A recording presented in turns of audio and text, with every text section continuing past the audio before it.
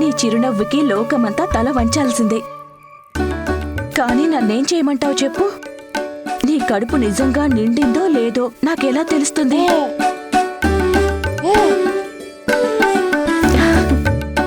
యశోద, కన్నయ్యకి పాలిచ్చేటప్పుడు ఒక్క విషయం గుర్తుపెట్టుకో. కన్నయ్యకి తేనె పోస్తే కడుపు నిండినట్లు. కడుపులోని వాయువు బయటకు రావటానికి భుజం మీద వేసుకుని జోకొట్టాలి. రా రా రా కన్నయ్య.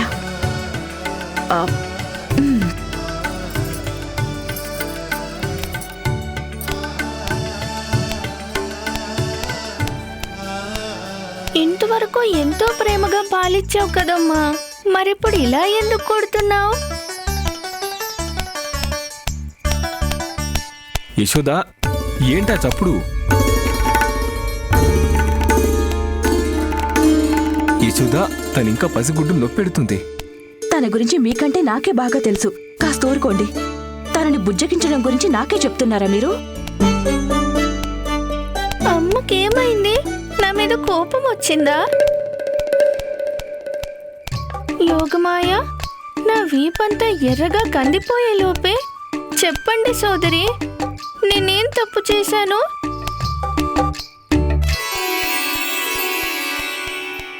పుట్టినరోజు నాడే ఇంతగా కొడుతుంటే నేనెలా బతకాలి?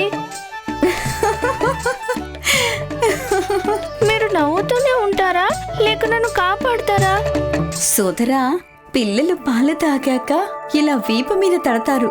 అమ్మ దగ్గర దెబ్బలు తప్పించుకోవాలంటే నువ్వు త్వరగా తేంచడం చాలా మంచిది. ఎందుకు తేల్చడం లేదు?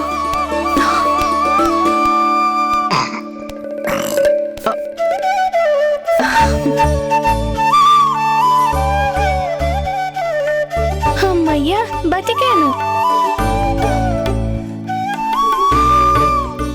అమ్మా, నీ ప్రేమే ఎలా ఉంటే ఇక కోపం ఇంకెలా ఉంటుందో.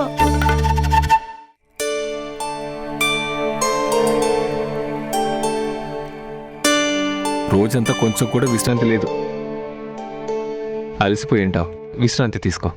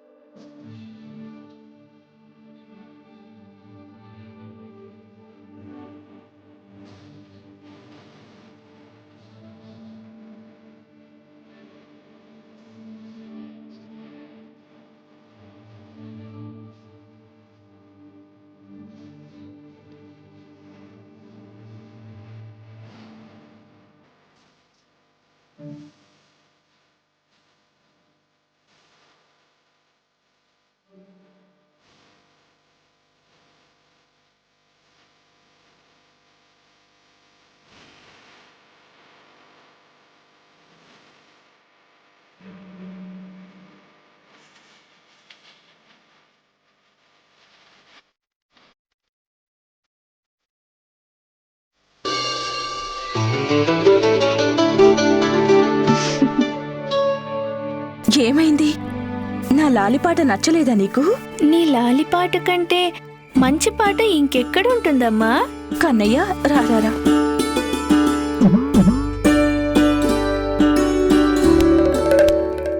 అమ్మా, నీ పాటనింత పొగిడాక కూడా ఎందుకు ఇలా కొడుతున్నావు నన్ను? సోదరి యోగమాయ, మీరే కాపాడాలి నన్ను. అమ్మ దెబ్బలు తప్పించుకోవాలంటే కళ్ళు మూసుకోవాలి. ఈ భూమి మీద కళ్ళు మూసుకుంటేనే పడుకున్నట్టు. ఇప్పుడు నేను నిద్రపోతే లోకాలన్నిటినీ ఎవరు చూస్తారు? అది నిజమే కదా. ఒకవేళ నేను ఇప్పుడు పడుకోకపోతే అమ్మ కూడా రాత్రంతా నిద్రపోదు. భూమి మీద బాలుడిగా ఉంటే దైవ కార్యాల కంటే కష్టంగా ఉంది నాకు.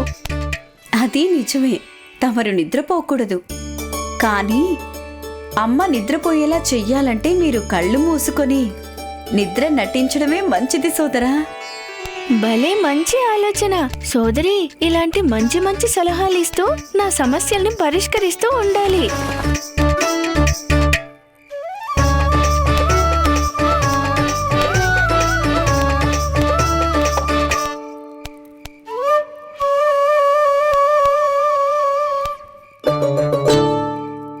సోదరి, ఈ ఉపాయం కూడా పనికొచ్చేటట్లు లేదు.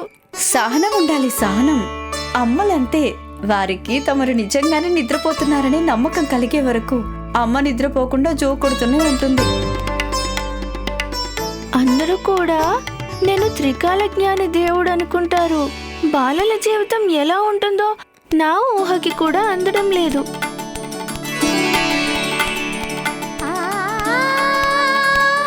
ఇంక నువ్వు కూడా విశ్రాంతి తీసుకో అమ్మా.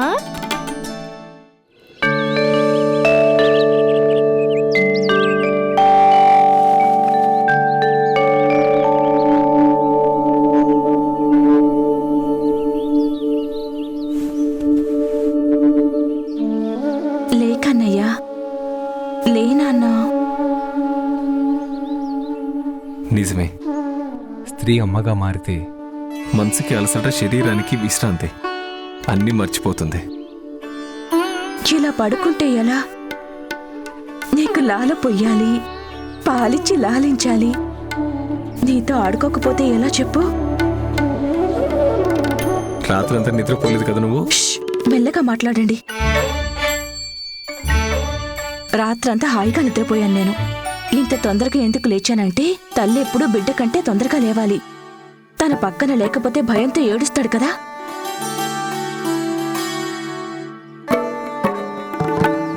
ఇప్పుడు అమ్మ ముందే ఉంది కదా. ఇక నిద్రలే మా కన్నయ్య, మా ఇంటి తేజమా, నా కంట్లో దీపమా. లేగు నాన్నా. అంత త్వరగా లేవన్లేమా, నిన్నేడిపించాలి. అప్పుడే కదా నన్ను మరింత ముద్దుగా లేపుతారు.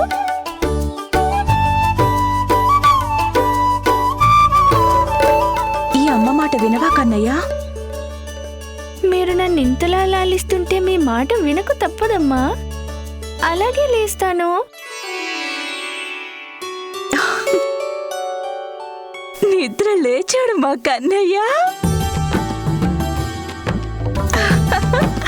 ఓ, ఎంత అద్భుతమో ఈ తల్లి కొడుకుల బంధం. యశోదా, నీలమని రాకతో మనకి సుఖశాంతులు వచ్చినట్టుగా అయింది కదా. ఒక్క మనిషికి కూడా సుఖశాంతులు ఉండకూడదు. బాలురు, యువకులు, వృద్ధులు ఎవ్వరడ్డొచ్చినా సరే అందరినీ చంపేయండి. వెళ్ళండి,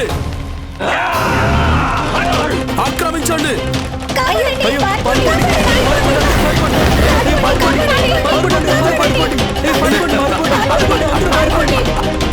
నారాయణ, ఇదెక్కడన్నే అయ్యా?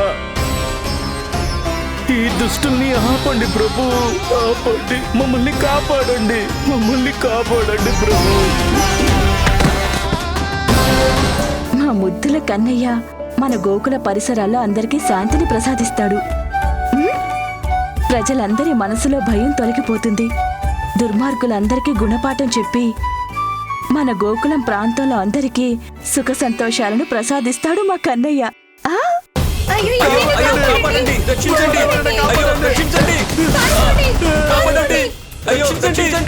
ముందు నాకు స్నానం చేయించమ్మా. అప్పుడే కదా నేను నా పని ప్రారంభించగలను. నువ్వు ముద్దు ముద్దుగా నవ్వులు చింతిస్తావు. దాంతో నా పనులన్నీ మర్చిపోతాను. చూస్తుంటే నీదిష్టే తగిలేలా ఉంది కన్నయ్యకి.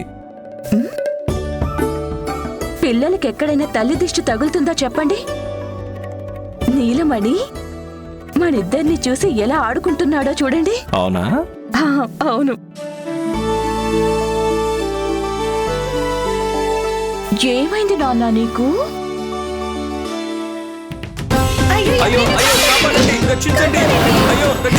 మర్యాదగా చెప్పు, ఎక్కడ విష్ణువు? అయ్యో అమ్మ, ఆలస్యం అవుతోంది. ఇంక నాకు మిగిలింది ఒకటే ఉపాయం. అయ్యో, ఏమైంది కన్నయ్య? ఆ, నీకు ఆకలేస్తోందా నాన్న? ఉండు, నీకు నేను పాలిస్తాను. ఇదిగో అమ్మా, నేను పాల కోసం ఏడవడం లేదు. కాస్త బట్టలు తీసి చూడు, తడుపుకున్నాడేమో. అవకాశమే లేదు. ఇప్పుడేగా బట్టలు మార్చింది. ఓ, ఏమైంది నాన్న?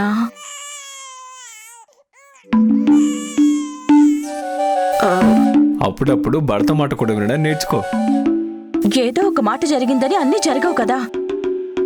కొడుకు మనసులో మాట అమ్మకి మాత్రమే తెలుస్తుంది. ఇప్పుడు నేను మా కన్నయ్యకి లాలు పోయాలి, అవునా కదా కన్నయ్య? అవునమ్మా, త్వరగా నాకు స్నానం చేయించు. మిగిలిందంతా నేను చూసుకుంటాను.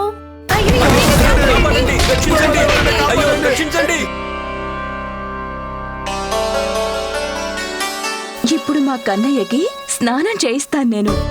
నిన్న పిన్నిగారు చెప్పినట్లే చేయిస్తాను. అమ్మ, మీకేమాత్రం తెలియకపోవచ్చు, కానీ మీరు తీసుకున్న నిర్ణయం ఎంతమంది అమాయకుల ప్రాణాల్ని రక్షిస్తుందో. ఇప్పుడు మీ కన్నయ్య ఒక అద్భుత లీల ప్రదర్శించబోతున్నాడు.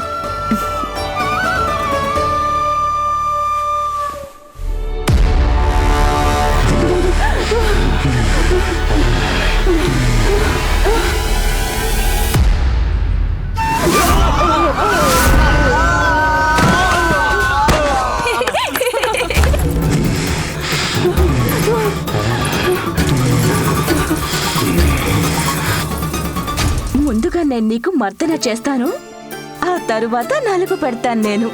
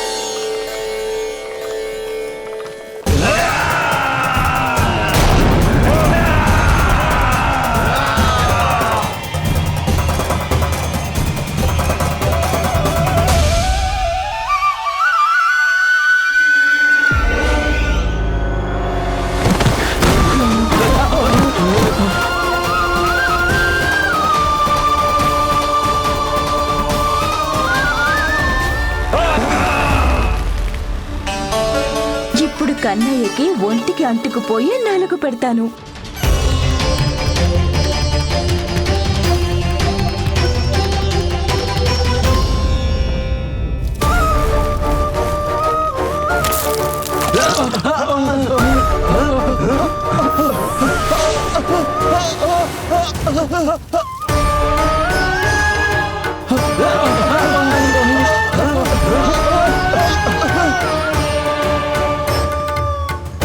ఈ నలుగు ఆరాలంటే కన్నయ్య వాళ్ళమ్మ కూర్చోవాలి ఎండలో.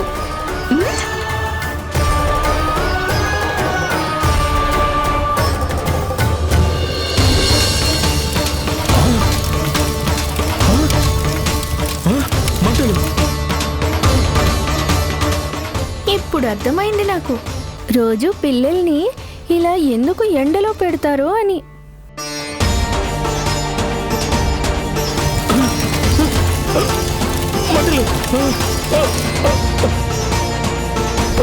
మూర్ఖులారా, కదలకుండా నిలబడి గుడ్లప్పగించి చూడడం కాదు, నీళ్లు పోసి మంటను ఆపండి.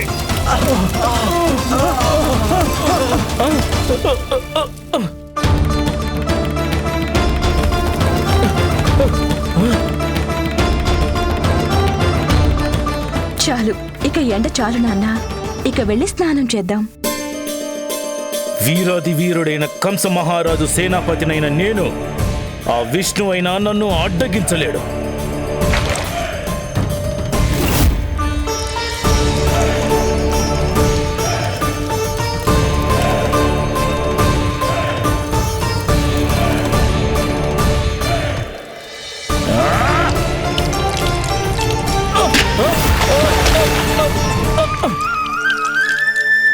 నీళ్లు మరీ వేడిగా లేవు కదా? నాకైతే వేడిగా లేవు, కానీ ఆ రాక్షసులకి మాత్రం సలసల కాలిపోతూ ఉంటాయి. మంటలు మంటలు!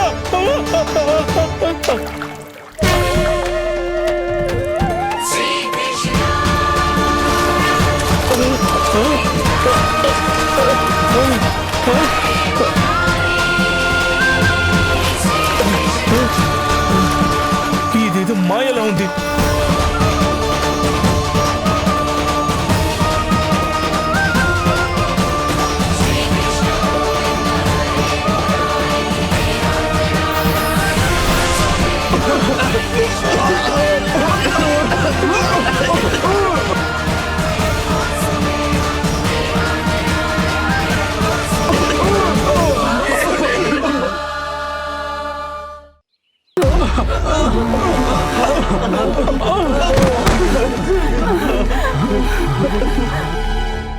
స్నానం పూర్తయింది.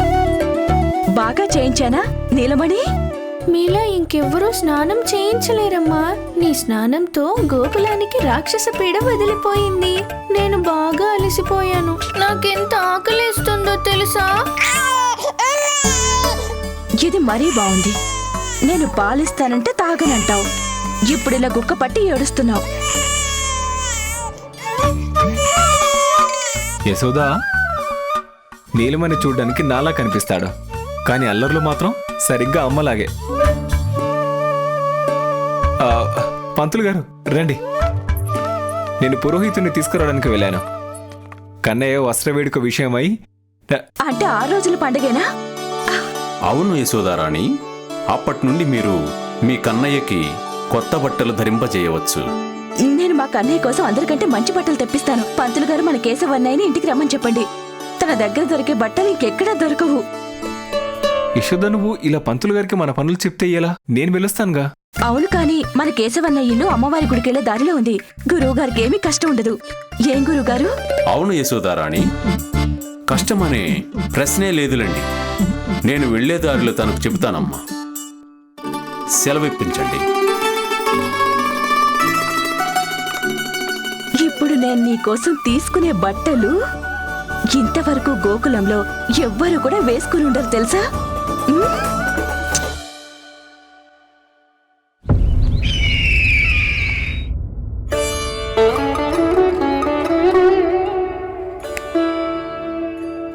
అదేమిటి దేవకి? చూసారా స్వామి, ఈ వస్త్రం మన పుత్రుడికి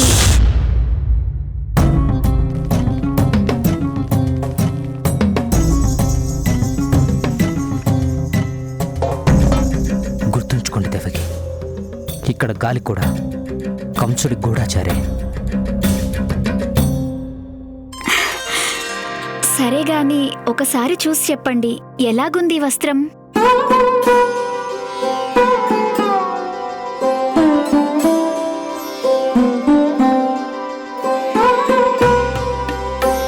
ఇది వస్త్రం కాదు, తమరిలోని మమతానురాగాలే. తనకి వస్త్రం చాలా ముచ్చట గొలుపుతుంది. మీరు అర్థం చేసుకోండి కేశవన్నయ్య, ఒకే వస్త్రం చూపించాలి. అది మా కన్నయ్యకి తప్ప ఇంకెవ్వరికి నప్పకూడదు. అయితే ఇది చూడండి.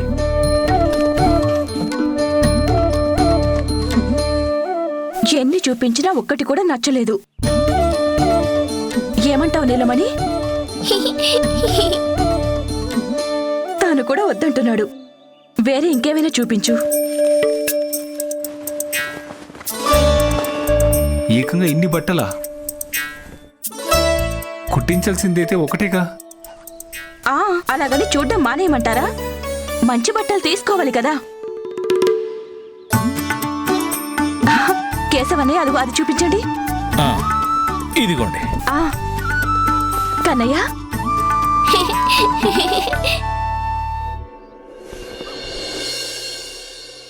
ప్రతి తల్లి కోరేదొక్కటే, తన కుమారుడికి షష్ఠి ఉత్సవం రోజున అందరికంటే అందమైన బట్టలు తొడగాలని. కానీ ఈ వస్త్రం తనకి సరిపోతుందా? మనకేం తెలుసు తను ఎంతున్నాడో, ఎలా ఉన్నాడో, ఎంత ముద్దస్తున్నాడో.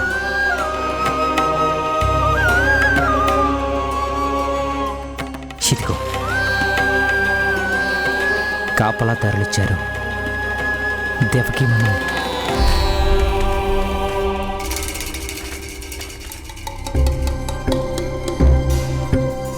మనం చెరసాలలో లేం, కానీ మనం ఇప్పుడు కూడా కంసుడికి బందీలమే. ఏదైనా అద్భుతం జరిగి ఏదో విధంగా మన కుమారుడు నువ్వు స్వయంగా కుట్టిన ఈ వస్త్రాలు ధరించినట్లయితే ఎంత బాగుండేది.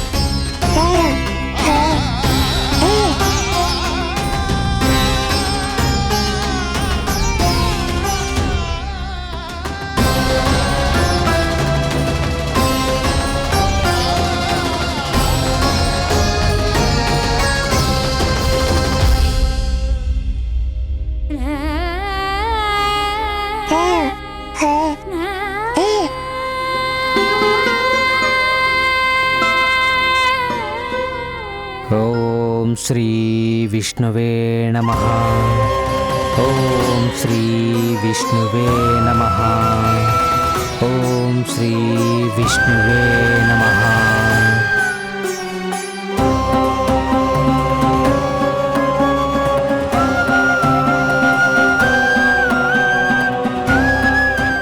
మనకేం తెలుసు తను ఎంతున్నాడో, ఎంత ముద్దొస్తున్నాడో.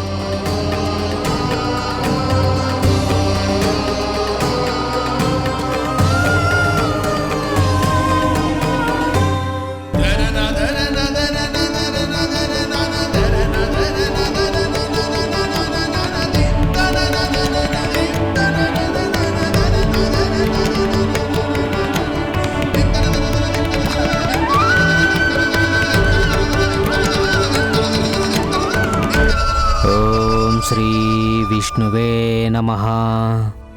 ఓం శ్రీ విష్ణువే నమః.